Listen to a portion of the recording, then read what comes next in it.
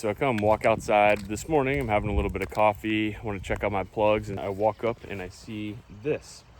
Notice how about 10 plugs or so are pulled out of the ground. Looks like something clearly got a hold of them. As you can see, they basically just popped right out. They don't look to be too damaged or anything, so I'm just gonna put them right back in. I'm guessing it was a mole, except for I don't see a single mole tunnel under there, so that seems pretty surprising to me. All right, so I've got everything back laid in there. As you can see, it looks all back the way it was. This is my day 2 update, essentially. So I'm gonna say I think that it was moles that got in there. I don't see any mole tunnels, but I bet they came in on top of the ground, pulled the plugs out, and then either went down into those holes to start a new tunnel or just to get the roots, whatever it is they do. Okay, so here it's been about 2 weeks or so since I put down these plugs. They're looking pretty good. I've been watering them every day. We got a ton of rain in the past 24 hours. We got over an inch of rain. So they've been liking all of that. I haven't put anything on them except for the original Milorganite I put in the hole there.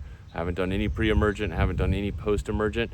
I've got a couple more trays of plugs I'm gonna put down in some other parts of the yard. Once I do that, I'm gonna put down some starter fertilizer across the whole yard, which I'm sure these will like, as well as the whole rest of the yard. And as you can see, I can't pull them out of the ground or anything, so it looks like the roots have been taken pretty well here for about 2 weeks in, and everything's looking pretty good.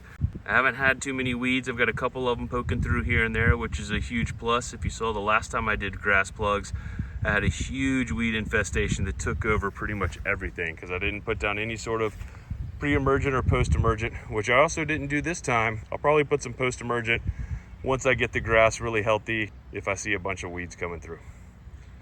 All right, so I've had the grass down now for about 3 weeks or so. I ordered a bunch more trays, actually like 9 more trays, because I was happy with the way the first 6 came out, to plug in a bunch of other just kind of thin spots in the yard. Those haven't come yet. I was trying to wait till those came before I put down fertilizer. I don't want to wait anymore with the 6 trays of plugs that I already put down, so I'm going to go ahead and spread some fertilizer now, as we want to go ahead and get some food on the grass, and especially that nitrogen to allow the grass to start to grow.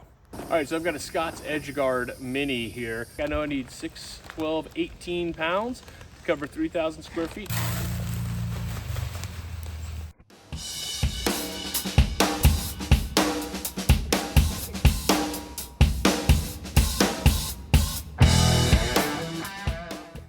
All right, so fertilizer's done. Let's go ahead and make sure we water it in. I'm just gonna hold off till tomorrow.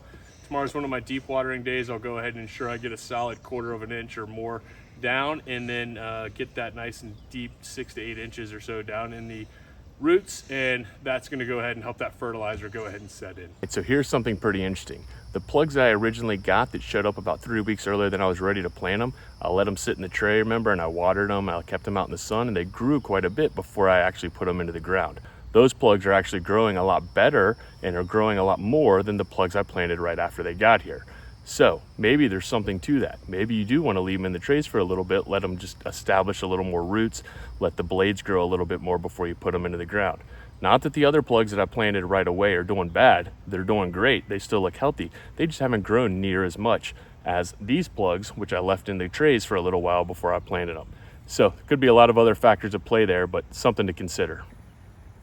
And here's what those plugs are looking like that I left in the tray for a little while and let them grow before I finally put them in the ground, just simply because I didn't have time to plant them. You see, they're looking pretty healthy. Obviously, I need to get out here and cut them, but they've grown quite a bit here in the last couple of weeks, and they're looking very healthy, and I think they're gonna spread and fill in just fine. Let's go compare that to the other plugs that I planted right away after they got here. Now here's an example of some of the other plugs that I planted right away after they got here. So they don't look like they've quite filled in just as well or gotten quite as big, and they're not quite taken off as well yet, but they're still looking pretty good. Never mind all the leaves, I need to blow those out of the way. Let's talk about some tips and lessons learned and things I ultimately did or didn't decide to do. First off, pre and post emergent. I didn't end up putting down any sort of pre-emergent because it was kind of late in the season, and I didn't end up putting down any sort of post-emergent where the plugs are either this time. I didn't end up getting a bunch of weeds where I put the plugs like I did last time when I put plugs in my backyard. I don't know what the reason for that is, but I'm happy with that.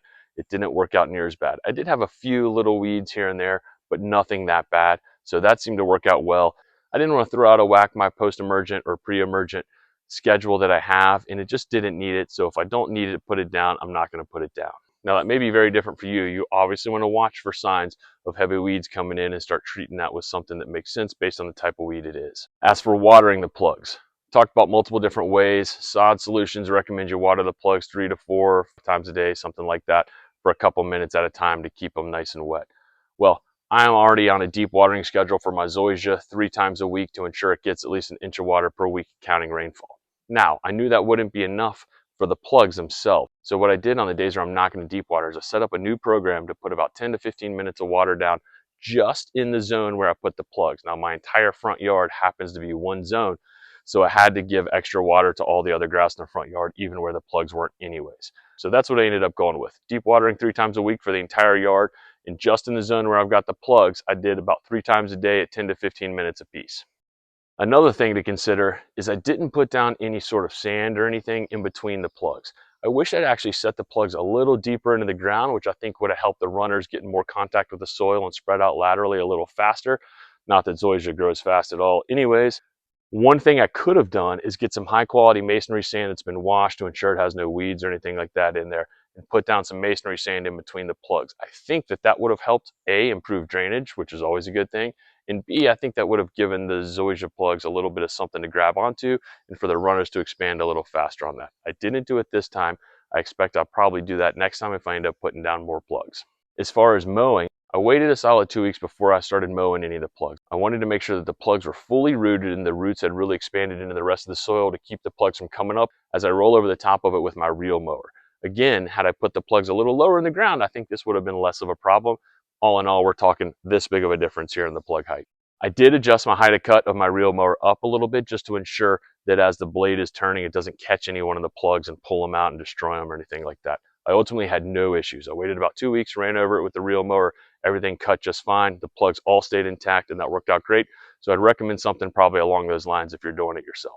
As for whatever came around on that second day and pulled out about 10 of the plugs, I still don't know. I bet it's probably a mole. I definitely do have a mole problem I've been actively working on. I've already caught about 12 of them or so this season.